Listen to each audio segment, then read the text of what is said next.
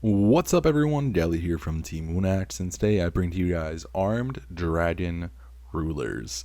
So this is a deck that's gonna actually be pretty okay. I would say if I'm gonna put it on like a power level, I'm gonna say you could go 6-2 at a regional with this. At least like if it wasn't if you got kind of lucky in the bracket. I don't think you're doing better than that without like some absurd luck, but it is a really cool deck and it's incredibly fun to play. If you kind of have nostalgia for Dragon Rulers, this is the way you're going to have to play it. And the reason this deck works is because the Armed Dragons, when discarded for the effect of a Dragon monster, get a trigger effect that adds more hand advantage to your hand, and they also combo really well, specifically because they want to climb into Pile Armed Dragon, which is a really good card. It sends one of the Armed Dragons to graveyard as cost, which does trigger their effects, then it gives an attack boost. So it allows you to not only swing over problematic cards, but it is also a really nice level 7 extender body for the level 7 plays you inevitably want to make. With that in mind, listen to the deck and I'll explain kind of how it works. So we have Armed Dragon level 3. When this one's sent to the graveyard, it draws a card. We have level 5. When this one's sent to the graveyard, it adds one level 5 or higher Wind Dragon monster from your deck to your hand, so it does search Tempest or Dragoon Armored Ram, which is really nice. Pile Armed Dragon, when it's you can summon it by setting one Wind Dragon or one level 7 or higher dragon from your hand to the graveyard, and then it has the effect that it can send one Armed Dragon from deck to grave.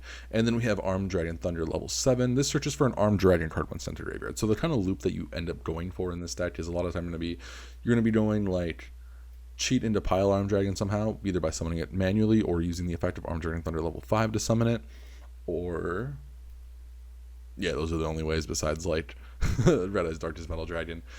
That, or I guess you could in theory seals it out, but a lot of times you're just going to be summoning it out with its own effect or cheating it out with Armed Dragon Thunder level 5, which are both pretty easy to do. And then we have Armed Dragon Flash. This special summons, this is basically an E-Telly for Armed Dragon Thunder level 3. Pretty nice card. You could in theory cut this to 2. I actually don't hate that plan, but it is really nice to see just for the fact that it's a Dragon extender in a lot of cases, and it's also a way to like not use your normal summon to start doing your combo, which I think is great. So I think you still play it. I think it's pretty good, but I did see an argument for only playing one, because really you just want these to help fuel your graveyard for your Dragon Rulers. After that, we have our actual Dragon Ruler cards: 2 Reactin, 1 Redox, 2 Burner, 1 Blaster, 2 Lightning Dragon Ruler Drafts, and 1 Tempest Dragon Ruler of Storms. So the kind of idea with this is when you use these to summon from the deck, and then you get to trigger one of these guys, and it lets you get not only like replace the card, which normally wouldn't be a thing other than by using the effect to banish, but it also gets dragon bodies onto the field and fuels your graveyard to summon these multiple times. Really huge. And then from there, obviously, we have the 3 flash that goes with it. The other engine we're playing in this deck is the Black Metal Dragon into Darkness Metal Dragon package. Wyvern isn't normally played in this, but this deck specifically wants a Wind Dragon. I guess you could argue that you don't need a Wind Dragon, you can just play another Darkness Metal. I've considered that also because that can be sent for the Pile Armed too. But the Wind attribute can be nice in certain situations, especially when you want to use Tempest Effect to search for another card, which does happen here and there. But yeah, you could argue for playing this too. I actually don't care either way which one you do. I just kind of like Wyvern because I think it's a cool way, another cool way to do it. But yeah, Darkness Metal might just be better. I've switched between both personally. From there, we play 1 Called by the Grave. This is like one of our non-engine pieces. Triple Fenrir, another non-engine part of the deck. Absolutely absurd in this deck. It is a target for Reactin. It's a level 7 body. It's removal in itself, and it helps you out one of the most problematic cards for this deck, which was Tikaboo or any of like the Dimensional Fissure macro, even though they're not common. It is a way to out annoying floodgates like that. And then it's also a card to banish for Redox and later in the game, so it lets you get more summons of your Dragon Rulers, which is how you're going to be generating advantage and winning the game. After that, Triple Droll Unlock, same thing here. This is a wind target for Tempest. Triple Ash Blossom and Joyous Spring, because this is a fire target. And these are just like your generic non-engine cards. After that, we play 1 Dragon Ravine, 1 Disarme, and 1 Armagram. These are honorary. This is an honorary Dragon Ruler. This is a level 3 tuner dragon. It's like the only one, I believe.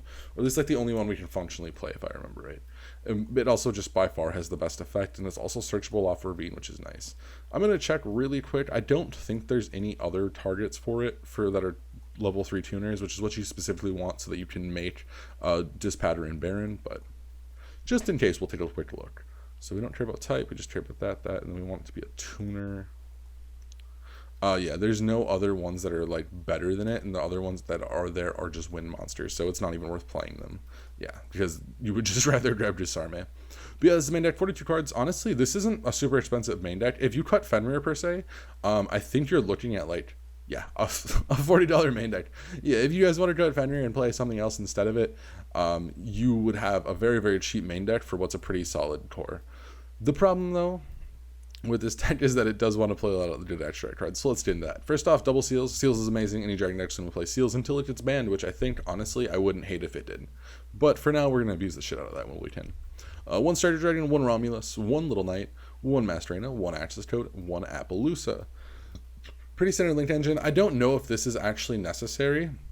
I really don't make it often. The theory behind it was you go into like you go into Dracosac, you go into a Link 2, normally just like your Master Arena, and then you climb into Access Code, and then you special summon Dreadunity Armored Ram, and it's 80-200 damage. But honestly, with how many rulers you have now, I don't think it really, really matters. So yeah, that is just one of those. It is what it is things. After that, we have our Baron Dispatter. You could honestly just play a second Dispatter, or a second Baron, or not even play the Dispatter. You only have one tuner, so it's not coming up often that you want to summon both, but I have had it come up, so I did like to play it. But if you want to cut this for another generic rank 7 or another generic link 2, totally do it. It's fine. After that, we have our XYZs. Volofernidius, the Darkest Dragon Doom Rider, is actually a really good card in this deck. If this has dragons as materials for the XYZ, it's a quick effect pop, and then it ends the attack of the monster it popped. Really nice card. 100% this card is insane. It's just a Trident and targets any card too, which is broken. One Dracosac sets up for mass plays. There's a world where you cut Dispatter, play Baron, maybe cut Access Code, and you just try to play like more generic links, but Dracosac would really helps facilitate those plays. One Dark Armed, the Dragon of Annihilation. This is just help clear the board. It also triggers your Dragon Ruler effects in the Banish Zone if you haven't used them already. One Zeus and one Typhon. Nothing too crazy there. For the side deck, I'm playing triple Nib. I just wanted more cards for helping me go second. Nib might not be the move. There might be a better card, like just a bigger board breaker, just something to help. Because Nib and Fenrir do conflict, which is kind of annoying. But Nib is really high power, and if you draw it, you can just pitch it for the Armed Dragon cards because they can rank up by sending any other card, any monster. It doesn't have to be anything specific. So you just go like 3, 5, and you pitch a Nib, and you're like, okay, that's cool, that works. One Lightning Storm, or double Lightning Storm Feather Duster. Cyclone could also fit in this deck pretty well, same with Twisters, but that's just what I'm playing for now. Triple Dark Ruler for helping break boards, double Talents, one Coaquimir Drago, this thing's fucking searchable, and it's also summonable off seals, this card's crazy. Triple Anti-Spell, because yeah, you do not like the board breakers in this deck, because if you're setting up, you're trying to, in reality, you set up like Baron, Seals, Masquerena, and that's beating with a hand trap or with like a non-engine like Seals Fragrance, is just beating most decks anyways. So it's pretty nice.